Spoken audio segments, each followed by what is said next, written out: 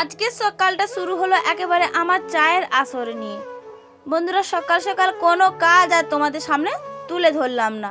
কি বলতো, ছিল না আমার কিন্তু ফোনে চার্জ, তো যার কারণে ফোনটাকে চার্জে বসিয়ে দিয়ে না আমি কিন্তু অফ ক্যামেরাতে সব কাজগুলো করে নিয়েছি।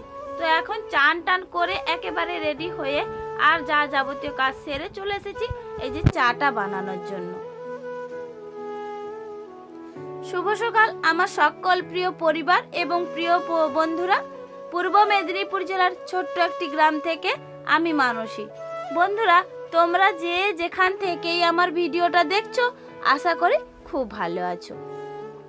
ছোটদের ভালোবাসা এবং বড়দের আশীর্বাদ সাথে নিয়ে আমি আমার আজকের নতুন একটা ভিডিও শুরু করলাম। আর ভিডিওটা যদি কোনো অংশ একটু ভালো লেগে থাকে তাহলে একটা লাইক এবং কমেন্ট করে সাবস্ক্রাইব করে বন্ধুয়া অনুরোধ রইল।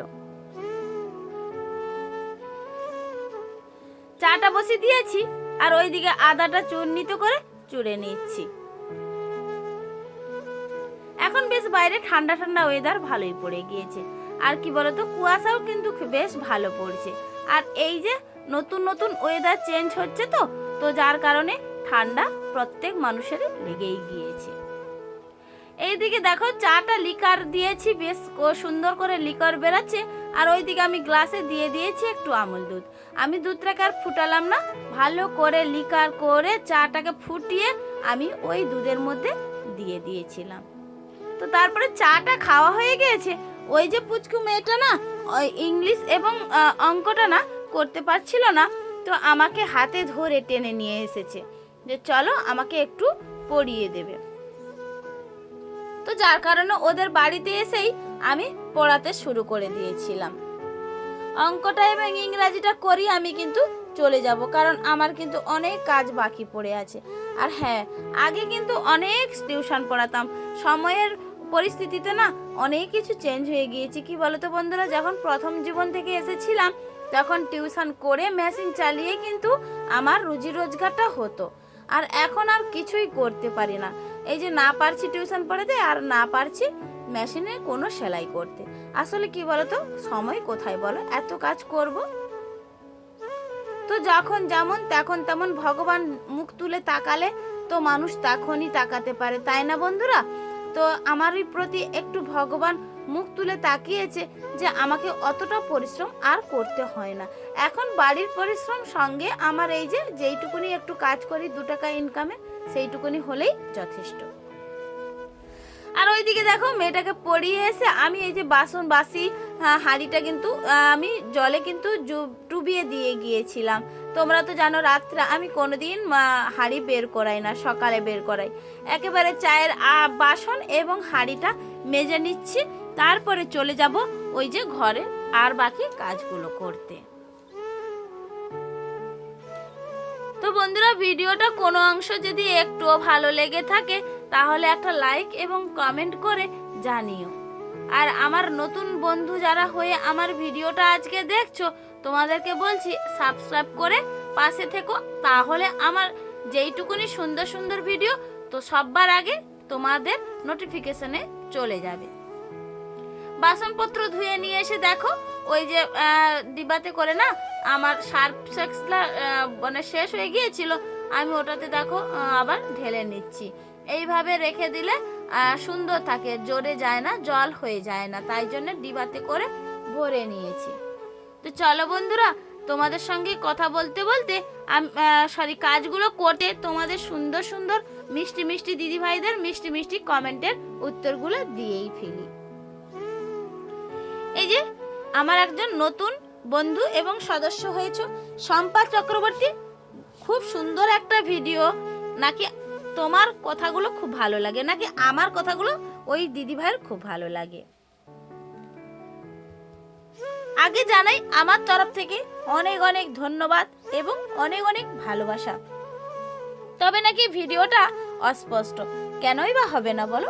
আসলে মোবাইল স্ক্রিন বা বলো আর বলো ফিল্টারটা কিন্তু বেশি লোড নিতে পারে না। কারণ কি বলতো, মোবাইলটা বেশ কয়েক বছরই হয়ে গিয়েছে, তো যার কারণে না সেভাবে আর কারুকার্যটা চলছে না। আর যতটুকুনি সম্ভব ততটুকুনি করার চেষ্টা করি, একটু মানিয়ে নেওয়ার চেষ্টা করো প্লিজ। তো এইদিকে না ওই যে টিফিন বক্স একটা ছিল কয়েকদিন ধরে, ওই টিফিন বক্সটা ধুয়ে আমি সুন্দর করে মুছিয়ে ওকে আবার জায়গা মতো রেখে দেব। কারণ কি বলতো, ওইসব জিনিসপত্র কিন্তু নিত্যদিনের প্রয়োজন না, ওইগুলো খুব ব্যবহারে লাগে, মানে খুব দরকারি প্রয়োজন যখন হয় তখন ওইগুলো লেগে থাকে। তাই সেই কারণে না যত্ন সহকারে ওইগুলোকে রেখে দেব। ওইদিকে তোমাদের সঙ্গে কথা বলতে বলতে আমার সবজি কাটাটা প্রায় কমপ্লিট হয়ে গিয়েছে।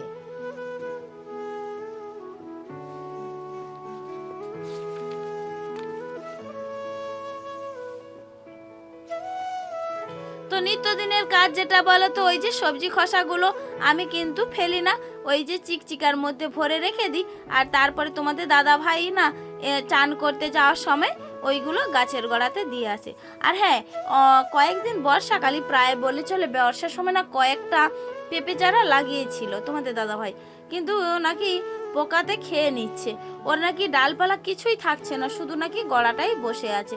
একটু কমেন্ট করে জানিও তো ওইসব ছোট ছোট গাছে কি কীটনাশক দিলে গাছগুলো সুন্দরভাবে আবার আগের অবস্থায় ফিরে আসবে। তোমাদের কারো যদি জানা থাকে একটু কমেন্ট করে জানিও। ওইদিকে সবজি খোসা কেটে নিয়ে আমি চলে এসেছি এই যে পুকুর পাড়ে। আর হ্যাঁ বন্ধুরা, দেখো তোমাদের সামনে যে ভয়েসটা দিচ্ছি না, গলাটা যেন একটু ধরা ধরা লাগছে।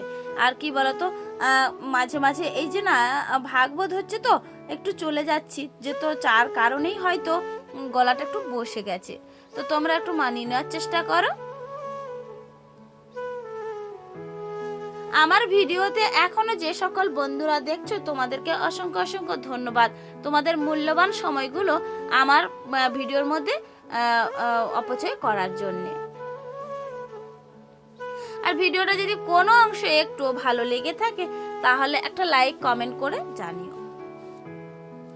আমার আরও একজন কমেন্ট করেছো, মাই ফ্যামিলি মাই জান থেকে কমেন্ট করেছে, খুব ভালো লাগলো ভিডিওটা, তোমাকে আমার তরফ থেকে অনেক অনেক স্বাগত এবং অনেক অনেক ভালোবাসা এইভাবে পাশে থাকার জন্য।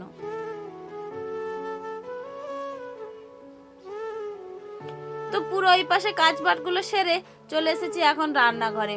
আর রান্নাঘরে দেখো হাঁড়ি কড়াইটা ধুয়ে নিচ্ছি। যতই আমি হাঁড়ি কড়াই ভালো করে পুকুরে মানে মাজিয়ে নিই, আমি আবার কলের জল দিয়ে না হাঁড়ি কড়াই সুন্দর করে ধুয়ে নিই। এটা আমার কিন্তু বদ অভ্যাস বলতে পারো, আবার তোমরা যদি মনে করো খুব ভালো অভ্যাস তাহলে সেটাই। আর আমি একটু খিটখিটে, জানো তো বন্ধুরা, যে কোনো বিষয়টাকে আমার একটু যেন বেশি নজরদারি আর বেশি নজর দিয়ে দেখাশোনা করে, আর কিন্তু সেই মেন্টালিটিতে যেন বেশি যেন খিটখিটে হয়ে যাচ্ছে। তো এইদিকে উনানটা ধরানোর আগে না আমার একজন দিদিভাই ফোন করেছিল, তো তার সঙ্গে কথা বলেছিলাম। ফোনটা করার পরে আমি চলে এসেছি এখন উনুনটাকে সুন্দর করে ধরিয়ে নেওয়ার জন্য।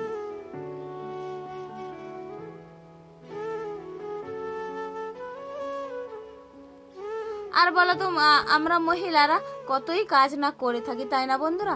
যার পরিবারে যেমনই কাজ সে তেমনই করে থাকে। কারো পরিবারে কম সংখ্যক হলেও তাকে কিন্তু সব কাজটা করতে হয়, আর কারো পরিবারে যদি আবার বেশি মানুষ হয় তাকে কিন্তু হাতাহাতি অনেকেই অনেক রকম কাজটা করে নেয়। আর যারা একা হয় তাদেরকে সম্পূর্ণ সামলাতে হয়। তো কষ্ট একটু হয় ঠিকই, কিন্তু এর মধ্যে আবার কাজ করার ক্ষেত্রে না খুব একটা আনন্দ বা মানে কি বলতে পারো, খুব ভালোও লাগে। আর রান্না বান্না তো করতে খুবই ভালো লাগে। ওইদিকে দেখো বন্ধুরা আমার ডালটা কিভাবে ফুটছে, যার উনুনটাও সুন্দর জ্বলছে সুন্দর, আর তার সঙ্গে সঙ্গে রান্নাটাও কিন্তু করে নিচ্ছি।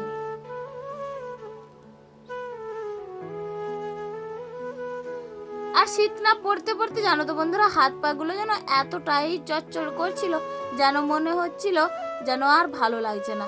আর ওইদিকে আবার কি বলতো, দেখবে শীতকালে না এই উনুনে রান্না করলে যে ধোঁয়াও হয় না, দেখবে গায়ে হাতে না আমরা যেহেতু ক্রিম মাখে থাকি, যে যেমন ভাবে ক্রিম মাখি তেল মাখি যেই মাখি না কেন ওর মধ্যে না এসে পড়ে, আর ভীষণ যেন চিটচিটে ভাব লাগে। তো কিছু করার নেই, রান্না করার পরে তো হাত পা ধুয়ে নিলে হয়ে যায়। কিন্তু আমরা মহিলা আমাদেরকে তো কাজ করতেই হবে, তাই না? আর এই যে বিশেষ করে উনুনে রান্না করতে কিন্তু আমার বেশ ভালো লাগে। আর যার কারণে দেখবে বন্ধুরা আমার ভিডিওতে আমি বেশিরভাগ দিন আমি কিন্তু দিনের বেলাটা উনুনে রান্না করার চেষ্টা করি, হয়তো একদিন গ্যাসেই করে ফেলি।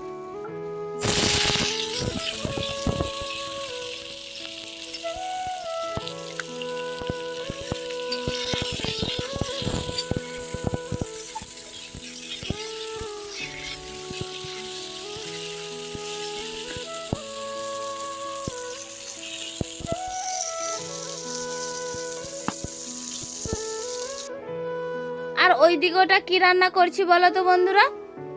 আমি করছি একটু আলু সেদ্ধ দিয়েছি, তো আলু সেদ্ধটা মাখাবো।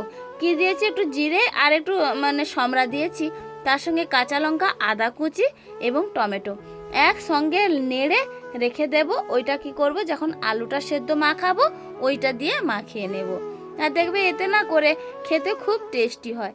আর আমরা বেশিরভাগ দিন না এইভাবেই রান্না করে খাই। আর যেহেতু বেশিরভাগটাই আমরা নিরামিষই খাই, একটু আধটু অন্যরকম করে খাওয়ার চেষ্টা করি। আসলে কি বলতো, মানুষের রুচিটাও তো একটু প্রয়োজন, তাই না বন্ধুরা? আর নিরামিষই খাচ্ছি বলে নিরামিষের মতো খাওয়ার আহারও করা যায়। তো আমাদের তো খুব বেশ ভালোই লাগে না নিরামিষই আহার করতে, আর যার কারণে একটু তুয়াজ তো করতেই হয়। আর ওতে কিন্তু কোনো পেঁয়াজ টিয়াজ আমরা দিই না, ওতে ওইভাবে রান্না করে পোস্ত থাকলে কিন্তু পোস্তটাও দেওয়া যায়। ও এইরকম করে তোমরা একটু খেয়ে দেখবে খেতে কিন্তু খুবই ভালো লাগে। আর ওইদিকে রান্না বান্না পুরো কমপ্লিট হয়ে গিয়েছে। আমি কিন্তু উনুনটা পেড়ে নেওয়ার জন্য চারিপাশটা ঝাঁট দিয়ে দিচ্ছি। রান্না করার পরে না উনুনের চারিপাশটা ঝাঁট এবং লাতা দেওয়াটা খুবই প্রয়োজন বা জরুরি। কারণ এই উনুন কালি উনুন রেখে কোথাও বেরোতে নেই না, আমরা মহিলা না আমাদেরও বেরোতে হয়, বা কোনো ছেলে পুরুষরাও যদি বাইরে বেরোয় সব কালি উনুন না রাখতে নেই। তো যার কারণে আমরা প্রত্যেক দিন রান্না করার পরে সঙ্গে সঙ্গে উনুনটা পেড়ে দিই।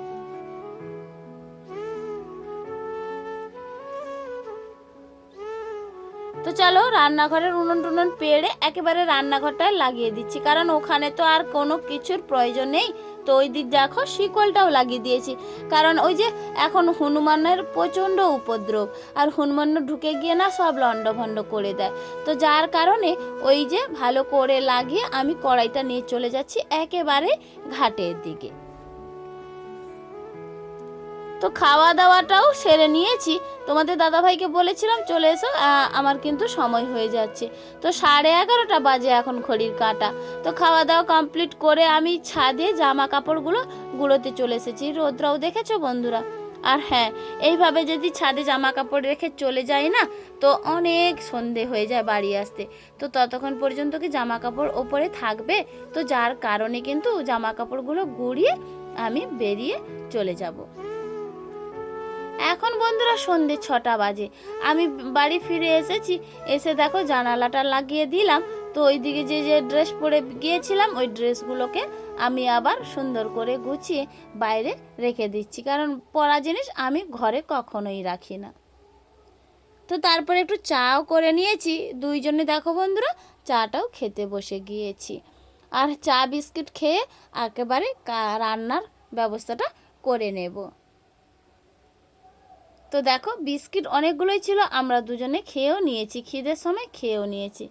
তো দেখো ও আমার সঙ্গে চাটাও খেয়ে নিচ্ছে। তো চলো বন্ধুরা আজকের ভিডিওটা এই পর্যন্ত, আর বড় করতে চাই না। ভিডিওটা ভালো লাগলে একটা লাইক কমেন্ট শেয়ার করো, আর ভালো থেকো।